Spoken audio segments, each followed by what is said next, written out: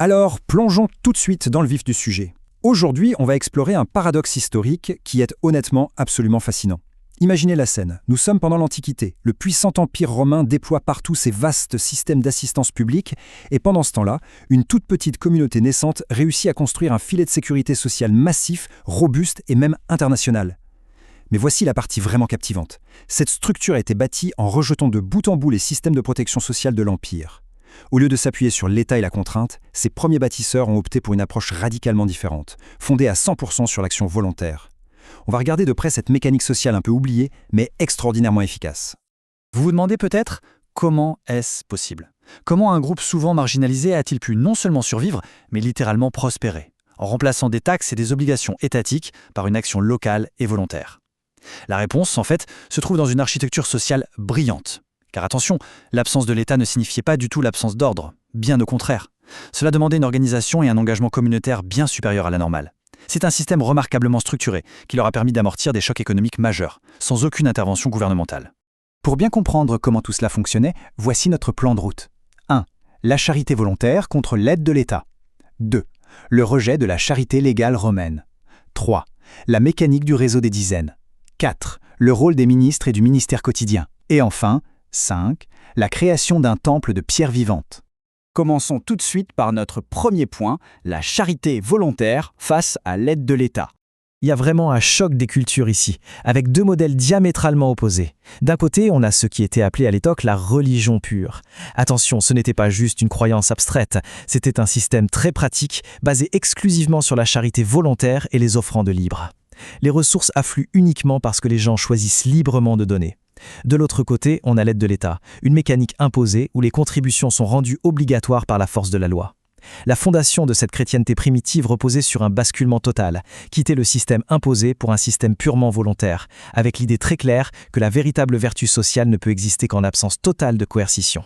Ce qui nous amène logiquement à notre deuxième point, le rejet de la charité légale romaine.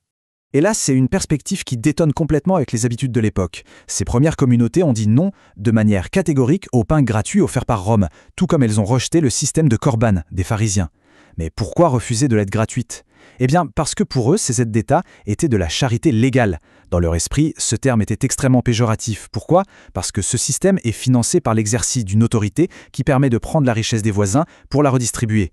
Et cette redistribution forcée, ils la voyaient comme une forme de convoitise institutionnalisée et même d'idolâtrie envers l'État. C'était placer sa confiance dans le gouvernement plutôt que dans le choix libre de la communauté. Bref, ce n'était pas un rejet de l'entraide, bien au contraire, mais un rejet profond de la méthode coercitive pour y parvenir. Passons maintenant au troisième point, et c'est là qu'on entre dans l'ingénierie du système, le réseau des dizaines. C'est ici que ça devient vraiment brillant. Voyez-vous, une société sans imposition centrale doit obligatoirement avoir une logistique sans faille. La solution qu'ils ont trouvée, c'est une structure extrêmement évolutive et décentralisée. Imaginez des groupes interconnectés, organisés en dizaines, puis regroupés en centaines, et ensuite en milliers. C'est un maillage incroyable. Cette organisation garantissait qu'absolument aucune famille ne soit oubliée, car la cellule de base, le groupe de 10, gardait un contact humain, personnel et très étroit. Si un groupe de 10 manquait de ressources, pas de panique, il faisait appel à son groupe de 100, qui lui-même s'appuyait sur le groupe de 1000 si besoin. C'est ni plus ni moins l'équivalent antique d'un réseau décentralisé global, capable d'acheminer de l'aide de façon ultra ciblée, et ce, sans aucune lourdeur bureaucratique. Et attention, on ne parle pas juste d'une belle idée sur le papier. Ce système a fait ses preuves lors de crises internationales majeures. Regardez cette chronologie. En l'an 44 de notre ère, une grave dépression économique frappe Jérusalem. Que se passe-t-il? Eh bien, grâce à ce fameux réseau des dizaines et des centaines, des efforts de secours massifs sont mobilisés à travers les frontières des 46. Les ressources affluent littéralement d'autres régions du monde directement vers les groupes qui en ont besoin. Résultat, en 48, la crise à Jérusalem est maîtrisée pour cette communauté. Ce réseau de la foi a prouvé sa résilience absolue en déplaçant des vivres et des ressources à l'échelle internationale. C'est la preuve éclatante qu'une action volontaire bien structurée pouvait vaincre une famine. Quatrième étape de notre analyse, les ministres et le ministère quotidien. Il y a un terme essentiel à comprendre ici, l'ecclésia. Ces ministres étaient des individus appelés pour servir la communauté, mais avec une règle d'or, une condition stricte et non négociable, ils avaient l'interdiction formelle d'exercer la moindre domination ou autorité civile. Contrairement aux dirigeants romains classiques qui gouvernaient par la force, les lois et l'épée, ces ministres n'étaient que des facilitateurs. Ils ne pouvaient forcer personne à contribuer. Ils ne faisaient qu'administrer ce qui était donné librement. C'est une nuance cruciale. Administrer sans dominer, c'était le secret pour préserver la liberté de chacun et garantir que le système reste 100% volontaire. Au jour le jour, la gestion de ces ressources, c'est ce qu'on appelait le ministère quotidien.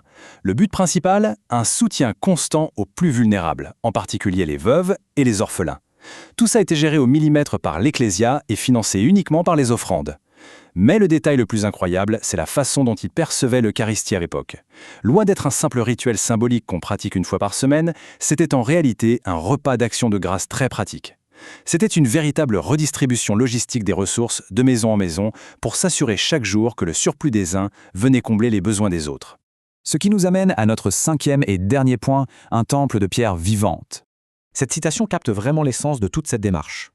Au lieu de construire de grands temples physiques en marbre, financés par des impôts écrasants, c'est la communauté elle-même qui est devenue l'infrastructure, un véritable temple de pierre vivante.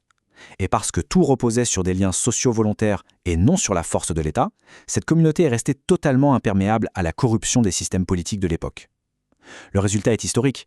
Quand les structures imposées de l'Empire romain ont commencé à s'effondrer sous le poids de la dette et de la bureaucratie, ce petit réseau social décentralisé n'a pas seulement survécu, il a prospéré avec une vigueur remarquable. Ça donne vraiment à réfléchir, n'est-ce pas ? Si ce réseau antique, fondé sur le don libre, a pu supplanter l'un des plus grands empires de l'histoire, quelles limites imposons-nous aujourd'hui à notre propre capacité d'entraide volontaire ? Pour approfondir ce sujet fascinant, je vous invite vivement à consulter l'article source complet qui se trouve juste en dessous dans la description de cette présentation. N'oubliez pas d'aimer, de vous abonner, de laisser un commentaire et de partager ce contenu autour de vous. Et pour ceux qui veulent passer de la théorie à la pratique, rejoignez le réseau vivant des chercheurs du Royaume de Dieu. Le lien est également dans la description. Merci d'avoir suivi cette exploration et à très bientôt.